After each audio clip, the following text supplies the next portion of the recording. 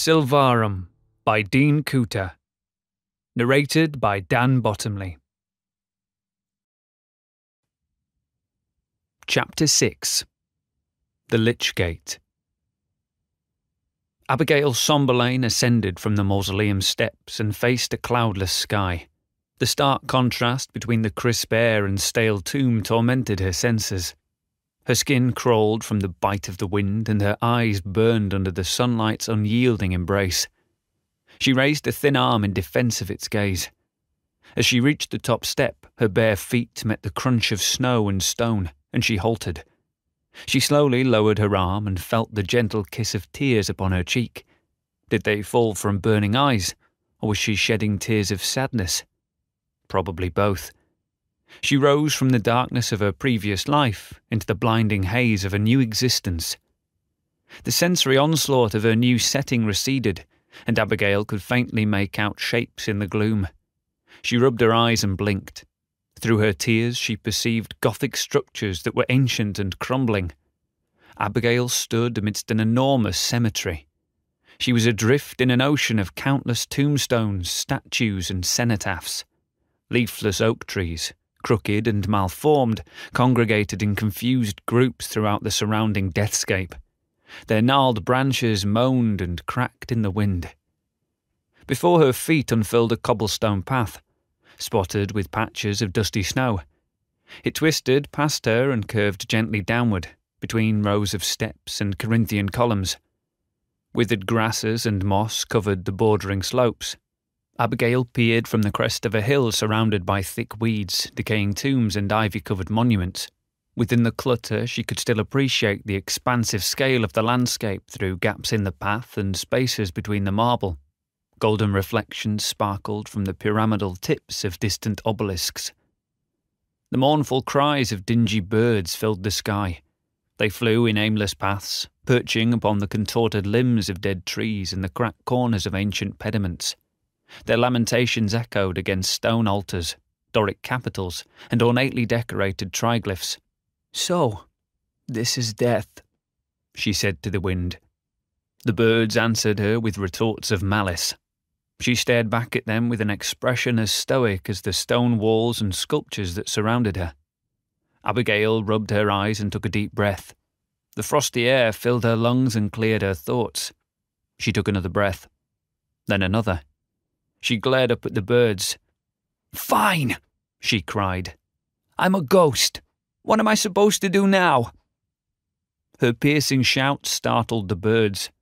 They ceased their aerial disputes, landing on tree limbs and marble monoliths. Some perched upon the weather-stained crowns of weeping statues, while others rested atop the iron pickets of fallen gates. Abigail shook her head with indifference and focused her attention back to the cobblestone path. It was the only reference in her new environment that provided a sense of direction, a purpose, a future. Which way should I go? She turned her gaze to the left and scanned the path. A mosaic of dirty snow mingled with the shadow-shrouded stone and grass.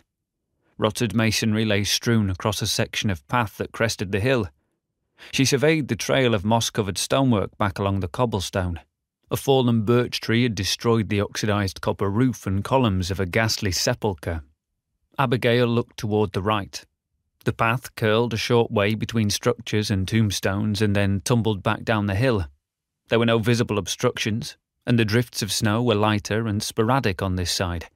She nodded her head and decided to follow the path to the right.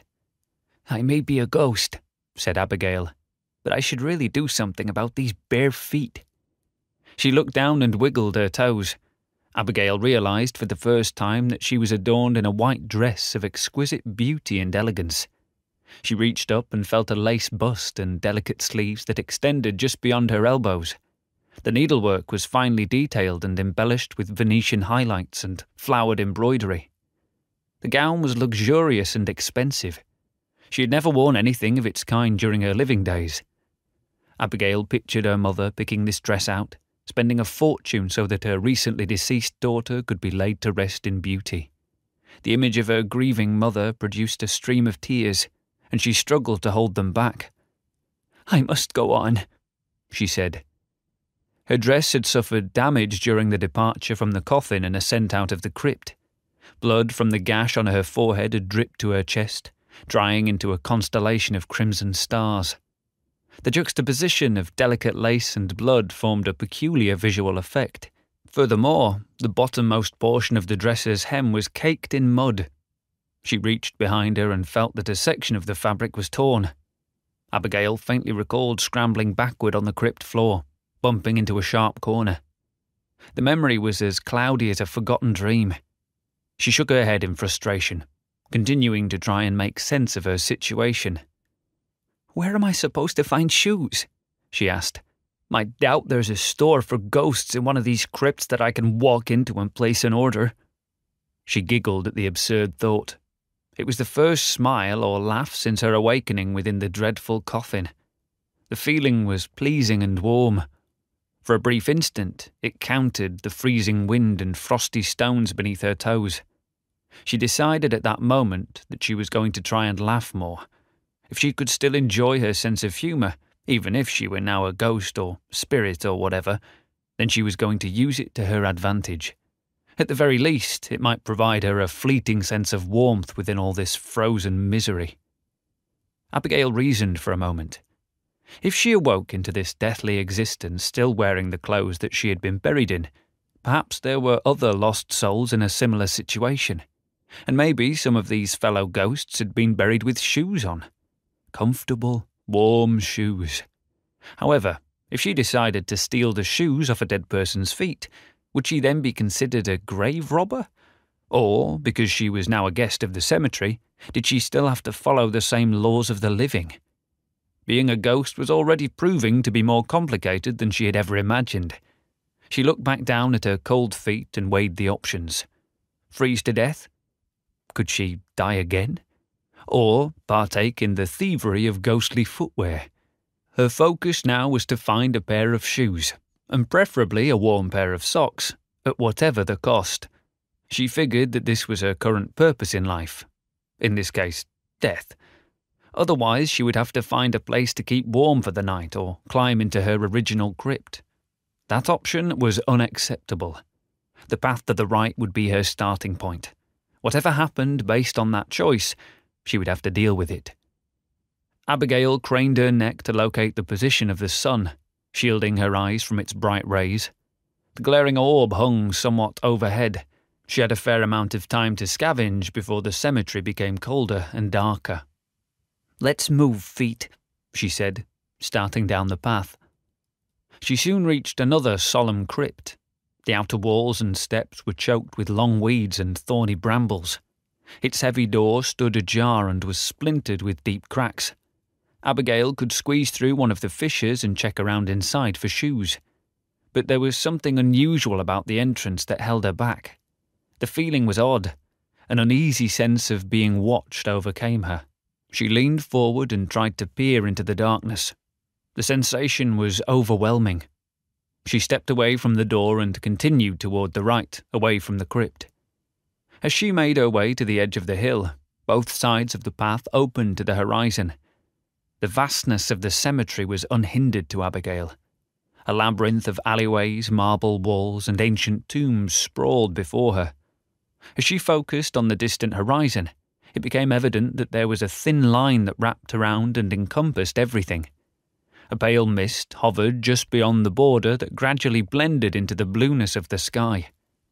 Shady oak trees and untrimmed bushes obstructed portions of the line from her view, but it became clearer the more she focused that the line was indeed a fence. She traced the wall to the left and saw a sizable gate. "That's my destination," she said with a nod. Abigail continued to walk along the lane down the hill. Now and again, to avoid patches of snow or sharp rocks, she had to hop from stone to stone, or tiptoe along soft beds of grey moss. She kicked at lanky mushrooms or twigs that obstructed her path. Abigail extended her arms to keep her balance. It soon became a game of how long she could stay on the patches of moss before losing her balance and falling back to the path. Hop, hop, pause. Hop, hop, kick. Hop, hop, pause. She performed an involuntary dance along the moss and stones, and it was almost fun. On one of the pauses, her arms still outstretched, Abigail laughed from the enjoyment. Then she saw them, and froze.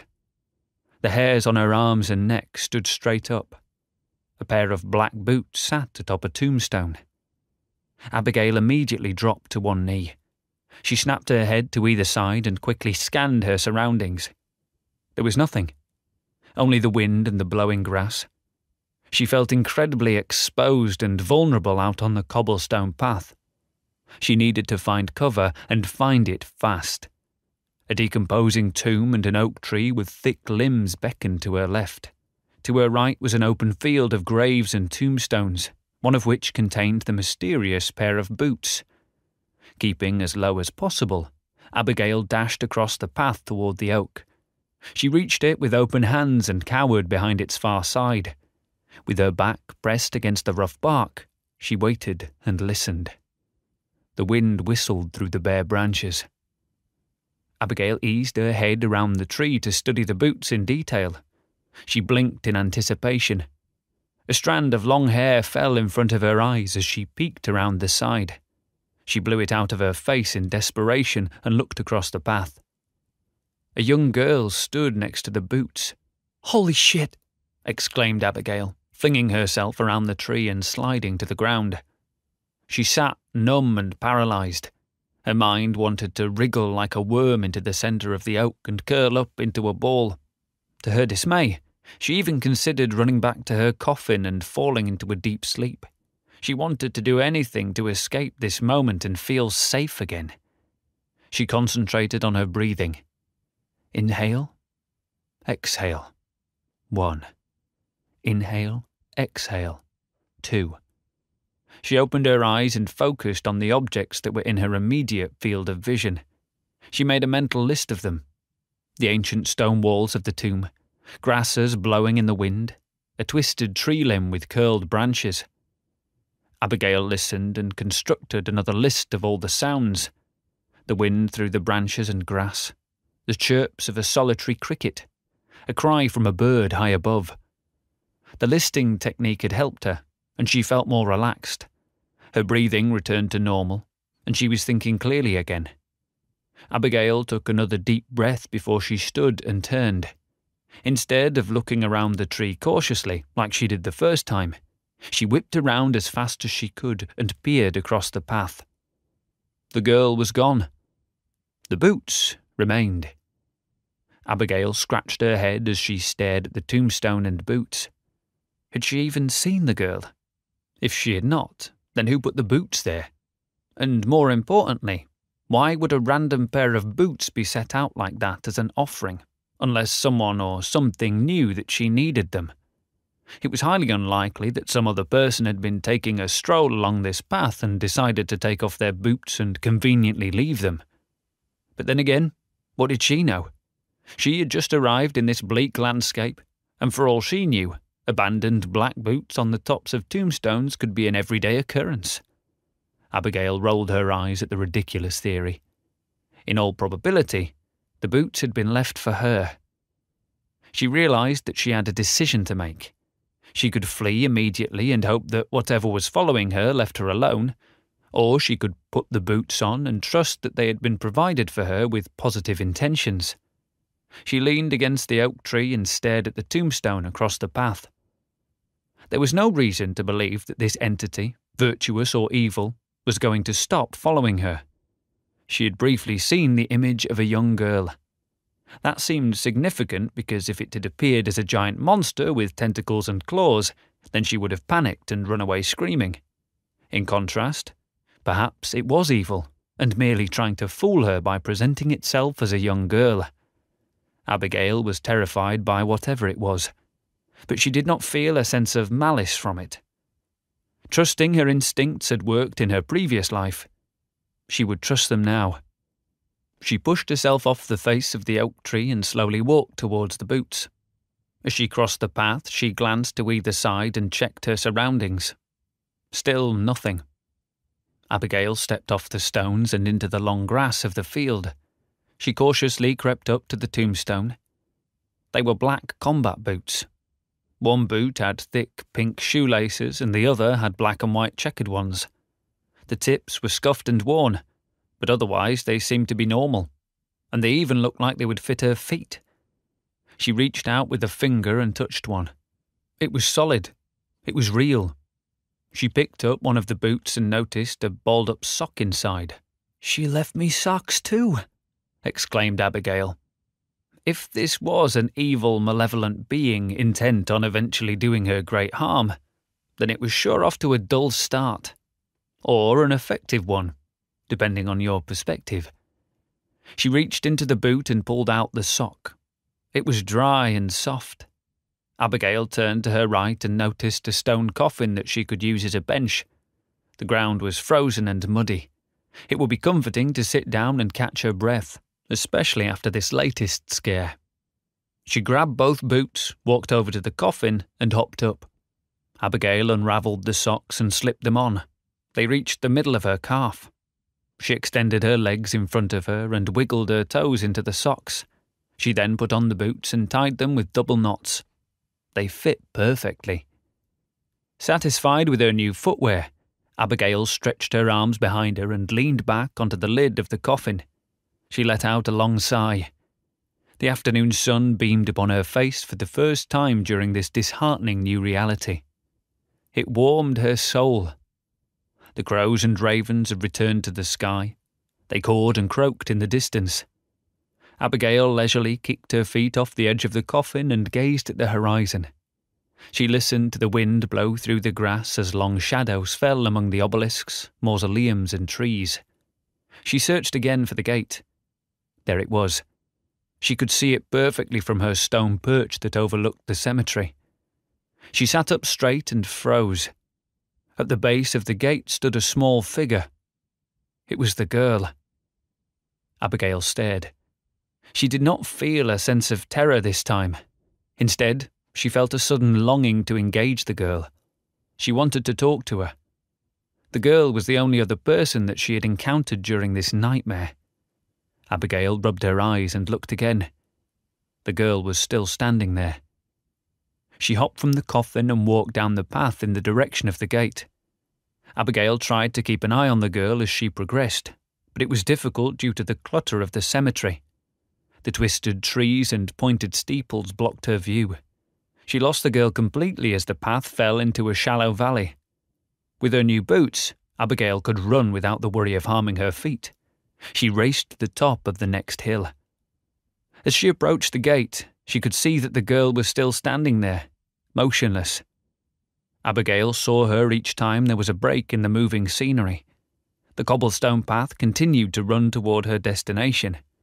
A group of ravens, startled by the clatter of her boots, squawked their disapproval. Iron fence tips peeked over the summit of the final hill. As she reached the crest, Abigail stopped and looked. The girl had disappeared again. "For crying out loud," she said. Abigail slumped forward with her hands on her knees and tried to catch her breath. She stood straight after a few moments and walked down the hill for the final approach. From her original viewpoint on the hill, the gate and fence had appeared as a thin black line. Standing directly in front of them now, however, Abigail realised their true proportions and intensity. The fence stood at least 3 meters tall. It was constructed of thick posts, iron panels embellished with scroll markings, and large hinges. The gate was made of solid ash beams and a pitched roof with overlapping clay tiles. Abigail walked to the Lichgate and peered through the tunnel. A dreary haze lingered beyond the threshold. It was like looking into nothingness. She followed the grey void straight up until it gradually and seamlessly merged with the blue sky. The sensation caused her to lose her balance. She took a deep breath and then walked through the tunnel to the outside world. Smack! She smashed into an unseen barrier.